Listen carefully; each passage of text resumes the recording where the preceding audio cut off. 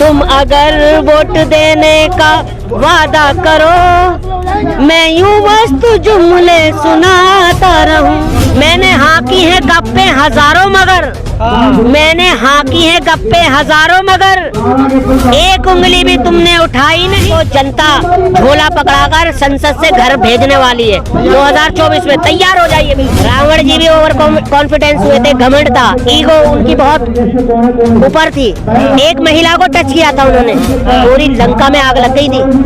तो ये तो 7 महिलाएं बैठी लेके घूमती थी। जब 350 रुपए का था, आज 1200 रुपए का सिलेंडर है, और आज महिलाओं के साथ अत्याचार हो रहा है। क्या वही भारत है, वही सड़कें हैं भारत की? आप आज सड़क पर क्यों नहीं? स्मृति ईरानी से मैं यही कहना चाहूंगा, अगर आपको जरा सी शर्म है और आपके यहाँ भी बेटी है तो आप आइए, उनको समर्थन दीजिए, उनको दिलासा दिलाइए। एक टिफिन खोला, एक टिफिन में खाना खा लिया। आज मेरा दोस्त, मेरा हिंदू भाई मुझसे बात करने को तैयार नहीं। इन्होंने इस कदर का जहर भर दिया है। राष्ट्रवाद के जो राष्ट्रवाद का नारा लेके चल रहे हैं ना, ये देश को बहुत गलत मोड़ पर ले जा रहा है। बीजेपी अपनी हरकतों से आ रही। बजरंगबली और राम जी को भी शर्म आ गई। कब तक मेरे नाम का इस्तेमाल करोगे? अगर वोट देने का वादा करो, तुम अगर वोट देने का वादा करो, मैं यूं मस्त जुमले सुनाता रहूं। तुम मुझे देखकर सिर हिलाते रहो, तुम मुझे देखकर सिर हिलाते रहो, मैं तुम्हें देखकर बड़बड़ाता रहूं। तुम अगर वोट देने का वादा करो, मैं तुम्हें यूं ही मस्त जुमले सुनाता रहूं। तुम मुझे देखकर सिर हिलाते रहो, मैं तुम्हें देखकर बड़बड़ाता रहूं। और आगे पता क्या कहते हैं मोदी जी? आगे कहते हैं, मैंने हाँकी है गप्पे हजारों मगर, मैंने हाँकी है गप्पे हजारों मगर, एक उंगली भी तुमने उठाई नहीं। बेच डाला मैंने सुनहरा वतन, बेच डाला मैंने सुनहरा वतन, एक शिकन तुम्हारे माथे पर आई नहीं। और देखिए लास्ट लाइन जो है, जो हमारे माननीय प्रधानमंत्री के चाहने वाले हैं, जिन्हें मैं अंधभक्त कहना चाहूंगा, जो अंधभक्त हैं, उनके लिए क्या कह रहे हैं? देखिए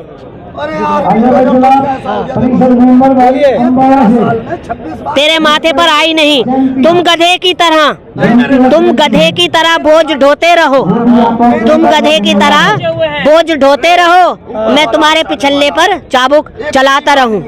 तो बड़े शर्म की बात है, बड़े शर्म की बात है। ये मेरी बहनें, मेरे देश की बेटियां जो आज यहाँ पर बैठी है, क्यों ना बताइए इनको यहाँ पर बैठने की? तो क्या कर्नाटक में तो चुनाव हार गए हैं?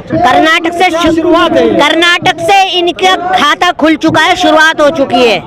इनको झोला पकड़कर, बहुत कहते थे ना कि हम तो फकीर आदमी हैं, झोला उठा के चल देंगे। आज वो नौबत आ गई है, आपको जनता झोला पकड़ाकर संसद से घर भेजने वाली है 2024 में। तैयार हो जाइए बिल्कुल। और देखिए, जिन्होंने सम्मान दिलाया, जिन्होंने तिरंगे को ऊंचा किया, जिसने देश का सर को ऊंचा किया, आज वो धरने पर बैठी है, गर्मी में, बारिश में, मच्छरों में।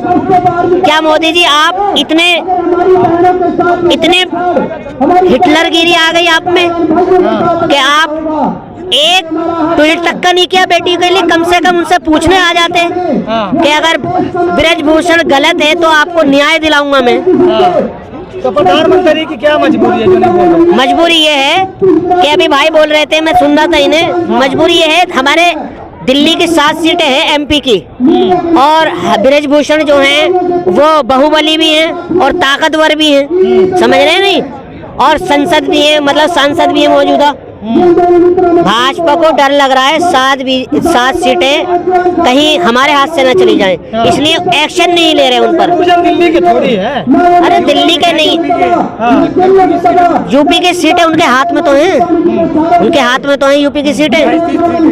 तो क्या प्रधानमंत्री जी से कर्नाटक बोल रहे हैं, तो क्या ये शुरुआत हो गई है? बिल्कुल बिल्कुल शुरुआत हो गई है। हमारे जो देश के युवा नौजवान है ना, वो सब समझ चुके हैं। देखिए, कर्नाटक की जनता जो है पढ़ी लिखी जनता है। वहाँ पर ना बजरंगबली चले ना मोहम्मद अली चले। एक चीज बताओ, महिलाओं को इंसाफ मिलेगा नहीं मिलेगा? देखिए, अगर आप जल्दी आंखें खुल जाएं आपकी तो बहुत जल्दी सवेरा हो जाएगा, वरना 2024 में आप घर जाओ, घर बैठो। बेटे में तो कोई इंसाफ तो मिला नहीं है।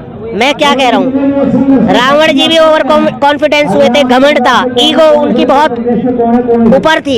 एक महिला को टच किया था उन्होंने, पूरी लंका में आग लग गई थी। तो ये तो 7 महिलाएं बैठी हैं। मैं तुलना नहीं कर रहा प्रधानमंत्री मोदी जी की रावण से।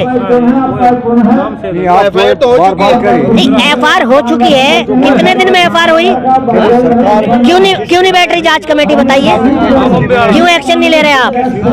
कह दीजिए, इस्तीफा दे दीजिए अपने नेता से बोल दीजिए ना, इस्तीफा दे दीजिए।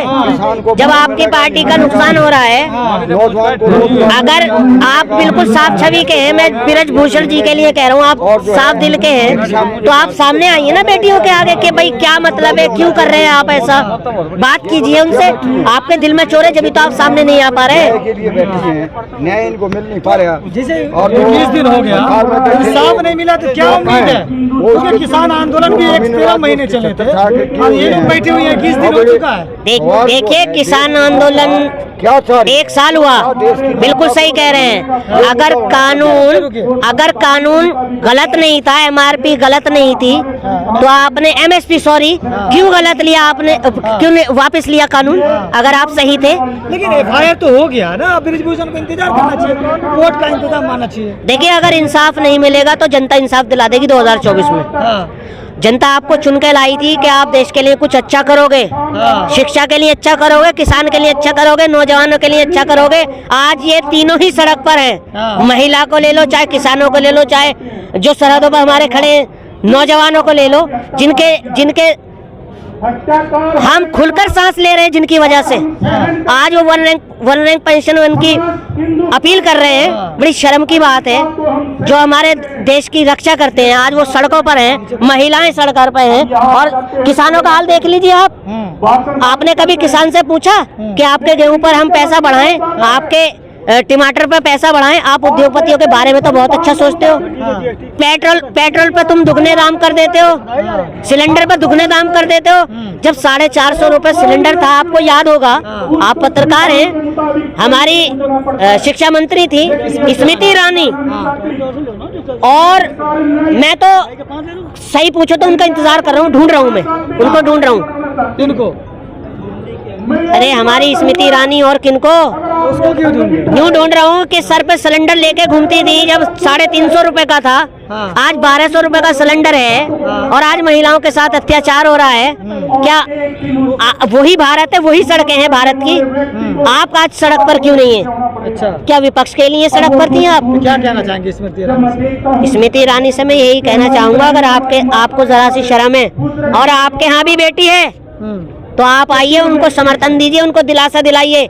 अगर आपके साथ गलत हुआ है तो पूरा आपका साथ दिया जाएगा, आपको न्याय दिलाया जाएगा। नहीं, उसके बारे में बताइए, रामराज के बारे में। रामराज आज तो क्या, रामराज आज गया, उसके बारे में बताइए। अरे सर, ऐसा राम राज्य नहीं चाहिए मुझे कि मनुष्य का खून का प्यासा हो जाए। राम राज्य हो कि शेर और बकरी एक घाट पर पानी पिए बैठकर, ऐसा राम राज्य हो। ऐसा राम राज्य नहीं हो कि आज हिंदू मुसलमान से बात करने को तैयार नहीं है, सिख से बात करने के लिए तैयार नहीं है। पहले जब हम पढ़ते थे, हमें पता भी नहीं था कि हिंदू मुसलमान क्या होता है। एक टिफिन खोला, एक टिफिन में खाना खा लिया।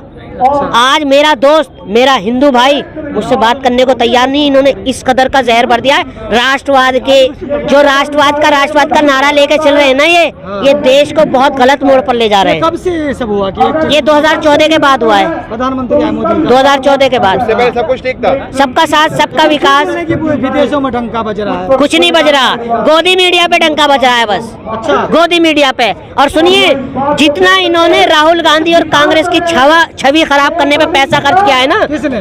भाजपा वालों ने, और मीडिया पे पैसा खर्च किया है। अगर काश आप इतना पैसा हिंदुस्तान में अस्पतालों पे खर्च कर देते ना तो 500 एम्स हॉस्पिटल बनते। देखा आपने कितनी बुरी हालत है। आप एम्स हॉस्पिटल चली जाइए, सप्तरी में चले जाइए, पता है डॉक्टर क्या कहता है? जाइए राम से इलाज करा लीजिए, हनुमान जी से इलाज करा लीजिए। आप लोग तो मंदिर बनाने के लिए इस बीजेपी को चुना था, हॉस्पिटल के लिए थोड़ी चुना था। देखिए सर, मंदिर बनने से या मस्जिद बनने से देश का हल नहीं निकलेगा। मैं मंदिर के खिलाफ नहीं हूँ, ना ही मस्जिद के, ना ही गुरुद्वारे के। मैं मंदिर चला जाऊं, फर्क इतना सिर्फ हाथ जोड़ के मांगूंगा, और मांग किससे रहूं? सिर्फ उससे।